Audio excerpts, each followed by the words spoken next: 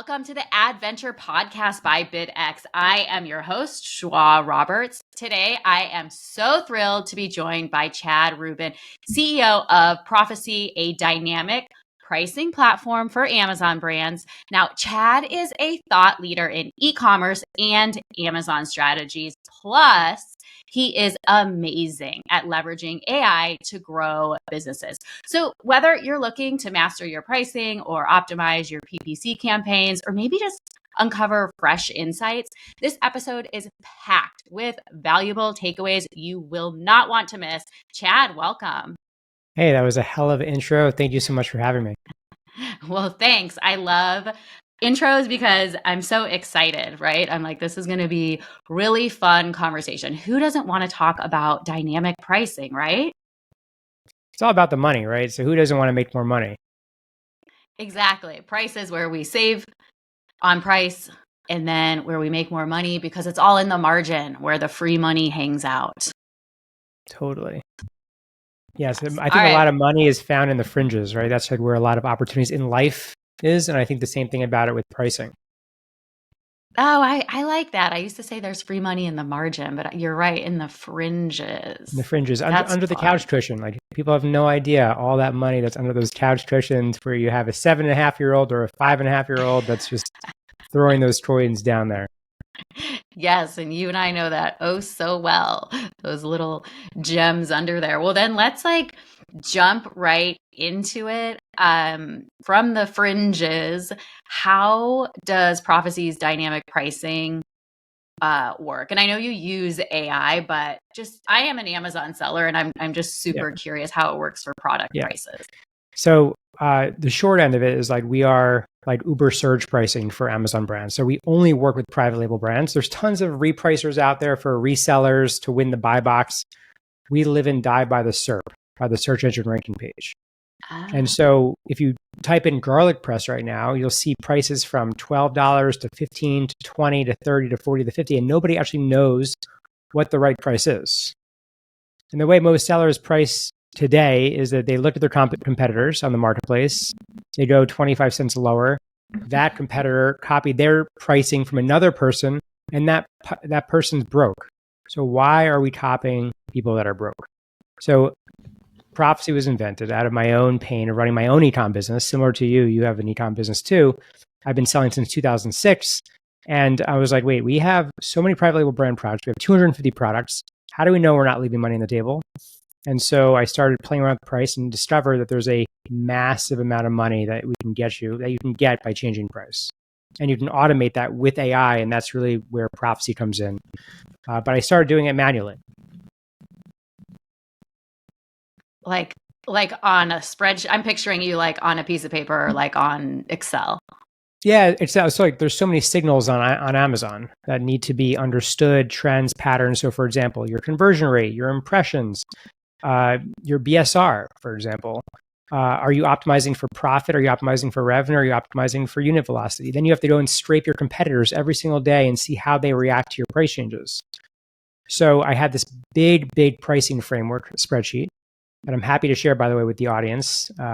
You can put it in the notes of the podcast if you want, cool. Where I would just manage this on a daily basis. I was like, okay, there needs to be a better way.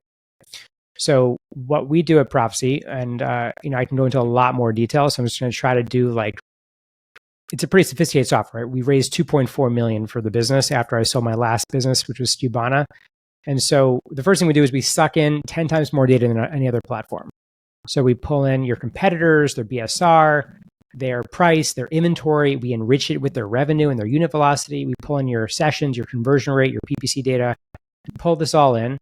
And then we move into the optimization phase, which is really when we take advantage of the difference between the value and the price on the marketplace. So we capitalize on this imbalance and we scan for price discrepancies across all your listings on a daily basis and identify those arbitrage opportunities. And we essentially deliver those opportunities and exploit those inefficiencies to dollars in your pocket. And it does this real time all day long? So we do have intraday surge pricing, but really just brands on average see a 10% lift in profit when they use Profasee. We have a 3x ROI guarantee. So we guarantee 3x ROI, or we keep working until for free until we do. So we essentially deliver price changes once a day, and it's more than enough to deliver 10% profit lift. Now, sometimes people see 20, 30, 40, 50% profit lift, but on average, I want to set the bar low so we can crush it for you. Typically, we see about 10% lift in profit. Hey, we'll all take 10%. So, I always manually adjust my product prices, and I learned, I mean, I've been selling since, I guess, like 2020, but I was always so careful on how high I would change my price or drop it because I didn't want to upset the algorithm. Yeah.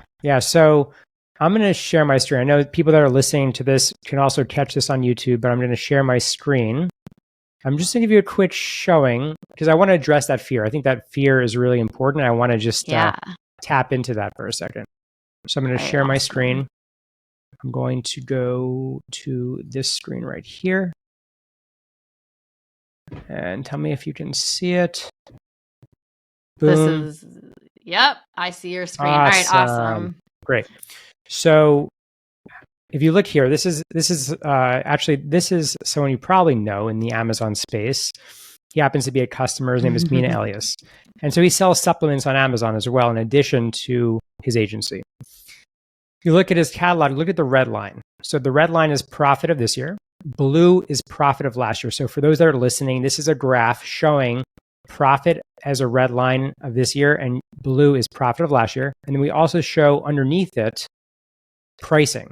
And you can see that we're immediately capitalizing on those inefficiencies on the marketplace with the gaps between the red and the blue lines. And look at how that spreads out over time. Yes. It's a beautiful thing. So you can see when we've surged price down here at the bottom, where we're matching the customer's willingness to spend with the value on the marketplace. That's really what we do. Now let's translate this into an Amazon listing to address your fear. So I'm going to go to his listing. This is the supplement that he's selling. And we're going to scroll down for those that are listening. And we're going to go to all time under Keepa. And what you're looking at right now is a BSR rank, which is green. The lower, the better. So the lower the BSR, the better. And then you're looking at a pink line where you see he never changes price. And then suddenly we started dynamically rotating with our AI pricing tool to change pricing to essentially deliver him more profit. And if you look at what happens here, we're delivering him more and more profit. But then we suddenly surge, and look at what happened to his rank though. It drops. Yeah. It drops, which means what we're doing is we're feeding Amazon what it wants, right? We're feeding Amazon what it wants. We're matching the customer's willingness to spend with the value on the marketplace, which means that you're getting better conversions. Amazon's take rate is higher, and that feeds into more discoverability on the platform. Yes, that's awesome. His bestseller rank is dropped. It's like boom. Boom. Yeah. It's pretty amazing. That's amazing. That is amazing. And yes, that totally does give into, I mean, it was like a fear and a hypothesis I had, but I was to this point doing it myself. I was able to move my price in 6 months time from $189 all the way up to $398. Nice. And I was still ranked super high. And again, this was supply and demand year of 2021, right? So I kind of prices soared and all of that. So I just happened to have a product that I could do that with, but I probably would have been more profitable if I had used your software. I mean, yeah, preach. The one thing I want to say is a lot of Amazon sellers, they ignore data. And a lot of times we or people in general end up following just what everyone says, right? So if gurus say, hey, you need to spend more on ads, or if they say, hey, you need to focus all your time doing listing optimization, it wasn't correct. Like I tried all those strategies and it didn't turn around my business. And so I guess one of the things we can set the record straight on this podcast is number one, like your rank is not going to plummet with conscious and smart price adjustments. Yeah.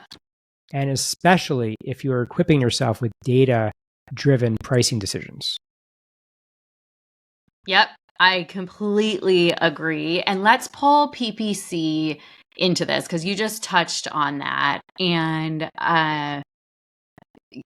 everybody thinks that PPC is this magic bullet that is just going to soar everything, but it takes everything, like the perfect orchestra, and price is huge, but you do not have to be racing to the bottom on price to get sales and then also have really expensive PPC. So how do you kind of break that down, managing PPC with ACost and pricing?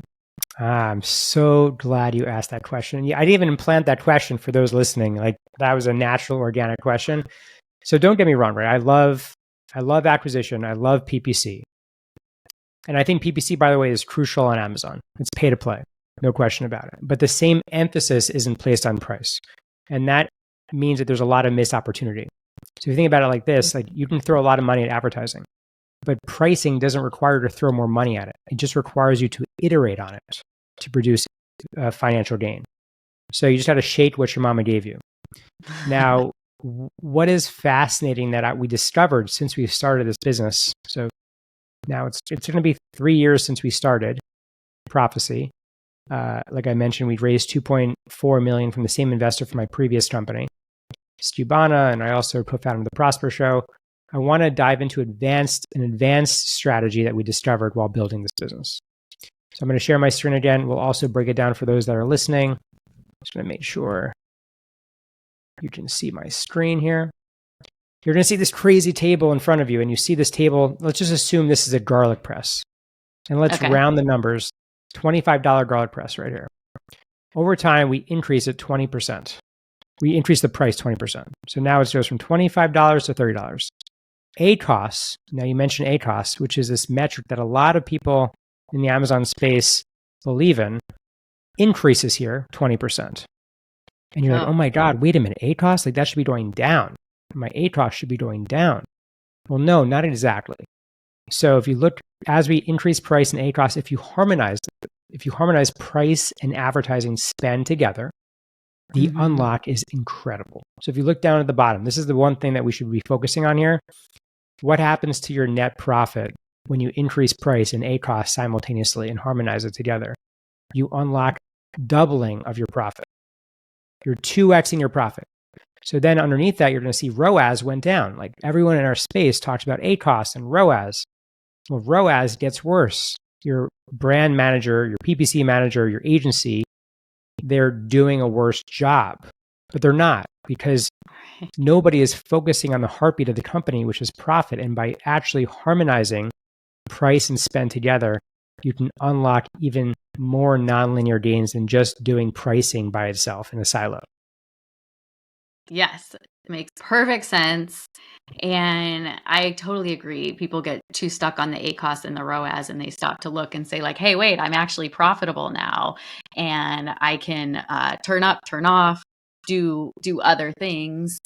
And it's amazing when you can have your product at a higher price and sustain it. And then it really, I think it's kind of, to me, that part where it goes from a hobby to a business when you can unlock that level of selling.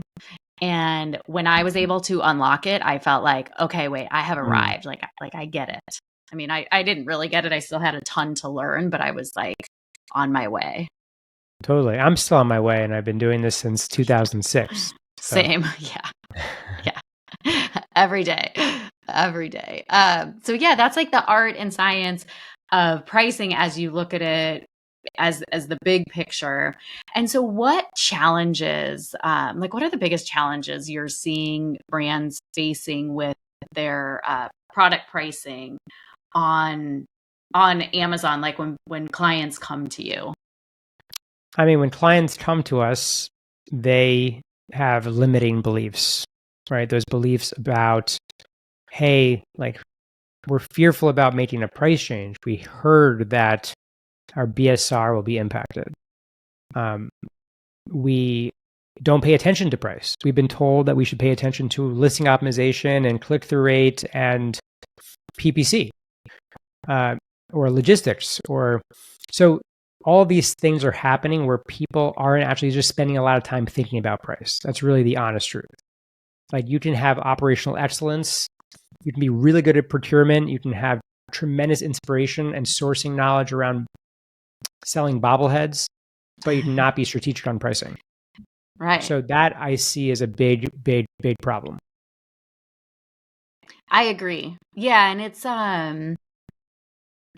also like not the sexiest part of selling, right? Like trying to crack that code of the right price when you're shopping, or I mean, you just do like a search on Amazon and you can see what all the competitors have too. I think that gets in my head when I see what my competitors are selling at. All right, so how about because we were talking about this before the call, we want this to be action packed. I had just shared this hack the other day, won this hackathon, and I think that's a really good segue to sharing this hack because it has to do with actually spying on your competition. Ooh. And people that are listening could actually capitalize on this tactic. Let's do it. What is it? Okay, cool. Let's do it. So I'm going to share my screen again. Awesome. We're having a lot of screen sharing fun. All good. If you're listening, you can listen and understand and then check it out on YouTube as well. Okay, cool. So I'm going to share my screen here. I'm going to drop down. Make sure you can see it. Sorry, Riverside is sometimes funky. Okay, cool. Everyone see it? Yes. So this is now only my second time publicly sharing this hack. I think it's a freaking amazing one. And I won, I think, $2,000 on this hackathon just yesterday with this. Nice. So the title is like Steal This Hack, How to Spy on Competitor Pricing and Outprice Them with AI. So do you want to make more money? Yes. Yes, of course. Hell yes, right? That's what they say in Austin, Texas, right? Hell yes, yeah. we do. So look, and by the way, I just want to share that this pricing stuff that I'm working on is a result of me trying everything to turn my own e-commerce business around. So I'm dog fooding. I'm eating my own dog food. It's a combination of China, inflation, ad effectiveness declining, expenses increasing across the board. So this is a result of that. Now, if we just do some quick math, right? The garlic press example again is love garlic presses. They make my life easier when I'm cooking in the kitchen. So here's a $15 garlic press, and you can see it's netting $28,000, right? I've done the math here. You can see the referral fee, the cost of the unit, etc. Now, if you increase your price, let's just assume we increase price by $1. This is talking about like money in the fringes. Just on the SKU alone, if you increase the price by $1, you're looking at a 12% increase in profit, which is $3,400 increase in monthly profits. Anyway, moving on to your annual profit of $41,000, and then you take a conservative multiple of EBITDA and your increasing price of your business, your enterprise value of your company by $163,000. So here's the hack. We're going to take this garlic press. This is a good friend of mine, Aaron. So Aaron, I'm just getting you a lot of exposure with this listing, okay? Yeah, we all love Zule Kitchen and Aaron. So we're going to use his listing. Now, a few things. If you look at his listing, he is doing some interesting things around price. But I'm going to go to the Keepa graph here, okay? The Keepa graph on the listing, and I'm going to sort it by 1 year. And you're going to see three things on this Keepa graph for Amazon US specifically. You'll see your pink prices. You'll see the green line, which is your BSR rank, and the yellow line is your velocity. Okay. Now, what we're going to do, we are going to drop it into Claude. I don't know if you know about Claude. It's like a competitor to ChatGPT. Sure. I find that I get even better results, at least right now, as we speak about it, November 22nd, 2024. I get better results with Claude than I do with ChatGPT on the specific prompt. I can't read the whole prompt right now, so you're going to have to check it out on YouTube. However, here's the prompt, right? I drop the Keepa graph in, I screenshot it, and I just break down what the graph is, and then I say, you're a data analyst expert with godlike reasoning, as well as a profound pricing data science technical knowledge. Your job is to help me interpret this e-commerce product pricing graph for a specific product on Amazon, looking at the price and the ranking position. And then I give it 6 tasks. I believe it's around 6 tasks to do. Now, check out this output, okay? Now, if you want the prompt, right, you can scan the QR code. If you don't want to have to type it in yourself, I have this on the slide deck. Again, check it out on YouTube. And then if you go into the output, look at what happens here. It tells me the elasticity of the product, tells me the sweet spot. It also tells me by making these changes, what will happen and the price, the money that's being left on the table, the profit that you're leaving on the table. Now, again, this is thinking that there's a sweet spot on pricing on Amazon. We're going to get into sweet spot in a second. Okay. Now, this information I then can put into a pricing framework for an ASIN and this is this pricing optimization framework that I shared early on in the conversation around every input you need to make a decision around price. And I'm giving that away with this QR code right here that you can scan. Sweet. Now you've got the prompt, you've got my framework that I've used, bingo, bango, bongo, amazing. And so when you put that price and you're constantly scanning and understanding what the price is of your competitors and your own price on Amazon, and you're putting into the framework, this is the way to optimize. Now, I just want to address one thing, which is around the sweet spot about pricing. There is no sweet spot. The reason why there's no sweet spot is that demand is always evolving. Your competitors are evolving. Your elasticity is evolving on the marketplace. And so all of these moving parts actually create inefficiencies on the marketplace that you can capitalize on. And that is the hack. Well, that's an awesome hack. I scanned the QR code and I have it right here. Amazing.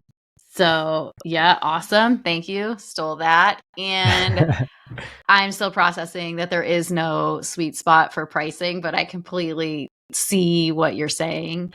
It is a lot of sellers, and I'm guilty of this, is like set it and forget it. But you definitely have years and years of experience. You've been selling since 2006. So you clearly built this for yourself, I'm assuming. Yes, originally for me. And then, of course, trying to help others flourish. We have about 90 brands on the platform. We see a 10% lift on average, like I mentioned. And we have an ROI guarantee where we literally de-risk this thing for everybody and make it a no-brainer. And on the platform, and apologies, I haven't visited it yet. I'm going to. Is it self-service? We call ourselves a software with a service. So we give you a software. We have a machine learning model in the background. You put in your input. So you would say, hey, here's my ceiling price. Here's my floor price. Here's my cost of goods sold. I want to optimize profit versus, I can show you a tour right now if you're interested. But you put all these inputs in, you give us the boundaries or the parameters, and then we go to work. We meet with you on a monthly basis. So we essentially are selling you not a software, we're selling you an outcome, right? We're helping your business become more effective. And I think overall, that's where all software companies are going in the future, is they can't just sell a software anymore that makes you more efficient. It has to actually do the work for you to make you more effective. And that's really the essence and the crux of AI. I love it. I love it. So clever and so helpful. And so you've been working on this a long time. And then let's talk about more about you. Like you said, you sold Skubana. Tell me about that. Well, it was a software company. We did order management, inventory management. And it was a hard, I don't know any business that's easy, but it was a hard business. It was 7 years of so we built this order management, inventory management system for Amazon, but also Shopify Plus brands. And we sold it. It was an amazing outcome. We sold it during the pandemic, April 2021. I couldn't have asked for a better exit for my family. And then started something new, just something crazy like that. I love it. I sold in March of 2020. Nice. Was it 2020? Yeah. So I totally get it. Well, major congrats on that. And then you're a husband and a father, but before I learn a little bit about that, let's talk about founding the Prosper Show, because everybody knows Prosper, even if they've just dabbled in selling on Amazon. Yeah. So Amazon has evolved over time. Yeah. And as I was building my own e-commerce business and then building a software, we came across a problem. There was no community. Now there's a lot of community on Amazon now as the ecosystem has definitely professionalized. But back then it was the Wild West still. So we built this. I think that I was probably definitely the evangelist, sort of like speaking at the conference, making curse words, getting the word out about it. But yeah, we had an amazing offer come in 20, I believe it was at the end of 2018 or early 2019, and also couldn't refuse it.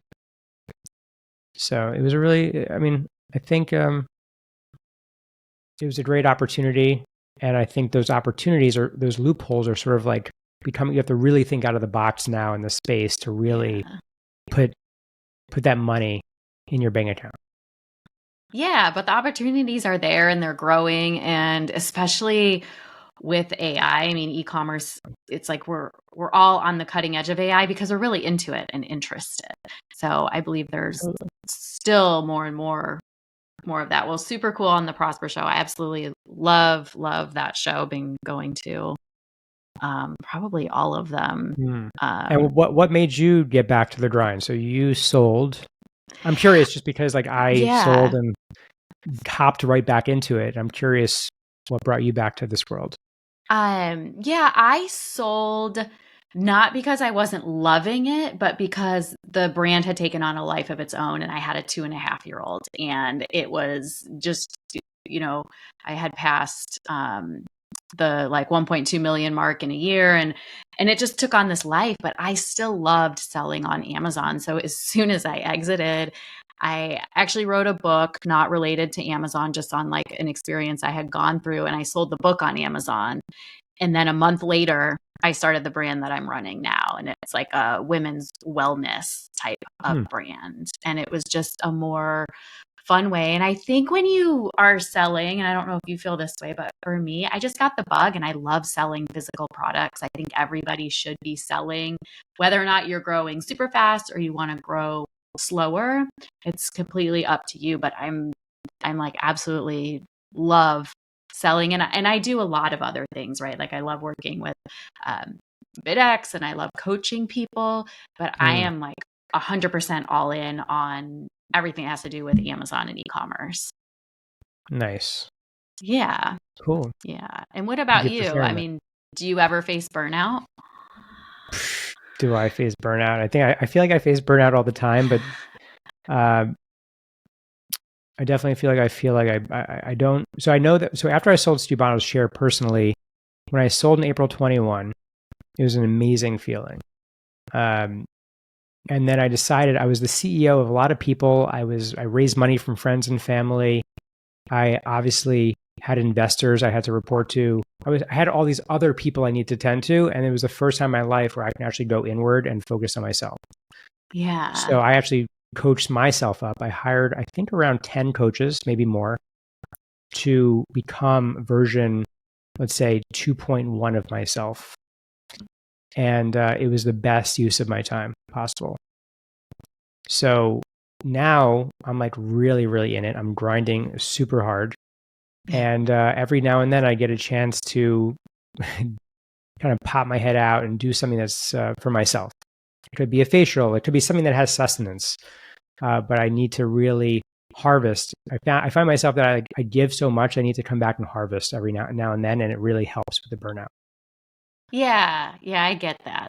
That's a good way to put it. You go out and harvest. I like it. And yeah, investing in yourself is like the key to all success. I've hired many coaches, because otherwise, how do you learn, right? It's like we're adults. We don't go back to school, and we have to pour in and bet on ourselves. And I find the most successful entrepreneurs are doing that. And just as you said earlier in the podcast, is like, we don't know everything. We're still on this journey and we're still learning, and you have to continue to learn. And I love that you took the time to learn about yourself, and I bet you're learning every day from your little 5-year-old. Oh yeah, he's incredible. Combination of the 5-year-old and also the experiences that you have. Like I thought that I wasn't going to actually make the same mistakes in this business, but it's creating all new mistakes. It's the first time I'm building a business where I actually have like a kid. Like it's one thing to start a business when you're in your 30s, or 2 businesses or 3 businesses with no child, no responsibilities, right? You grind, incredibly hard. Then you have a kid in your life, and for me at least, I want to be a present father, and I want to be something that my father wasn't to me. So it's important for me to really to stop, create boundaries, and put in the time with my son, who comes first before the business. It's a priority before the business, to be honest. Yeah, that's why I sell and that's why I do it. And I tell myself, so my son just turned 7, and on his 7th birthday, I reminded myself, I get 1 year with my kid at 7, like 1 year of this. And you have to like pour into it and just enjoy every moment, even when some of them are tough, but then you learn. Totally. It's a blessing. It is. And it's so nice that e-commerce lends that, and we get to create these businesses and then step outside and you're helping everybody who comes to you with their price so that they can have more freedom and invest in themselves and their life, however they choose to. Totally. I think that's ultimately, a lot of people ask me like, okay, why are you coming back into the game? Right? Like, why didn't you retire? And my first answer is like purpose. But 2 is I like helping people flourish. Yeah. And so if I get a tremendous amount of nourishment internally if I help others flourish. And to me, that is like the ultimate key. Yes. I love that. The fringe and the flourish. There you go, Chad. Hey, that's my next book, baby. Yes, and you've written a book as well. I love it. Direct to consumer type of book. Yeah, you've done so many inspirational endeavors, and I applaud that, and I can relate to all of it. And I'm so excited to see where this next journey takes you.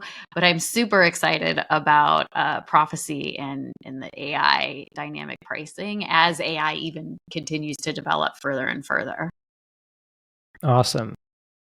Well, thank you for having me. Yes, we'll have to check in with you again, and we'll see you soon. Thanks, Chad. All right. Thank you. Rock on.